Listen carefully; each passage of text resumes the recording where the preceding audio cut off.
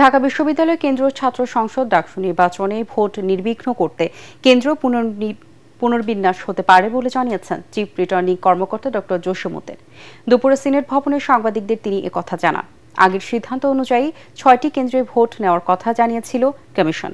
ডাকসুর মনোনয়নপত্র বিতরণের পঞ্চম দিনে 18 জন ফরম সংগ্রহ করেছেন। এ নিয়ে মোট 61 জন শিক্ষার্থী মনোনয়ন দিলেন। এর মধ্যে ভিপি পদে একজন নারী সহ 14 শিক্ষার্থী ফরম নিলেন। মনোনয়নপত্র নেওয়ার শেষ দিন 18 আগস্ট, আর জমা দিতে হবে 19 আগস্টের মধ্যে।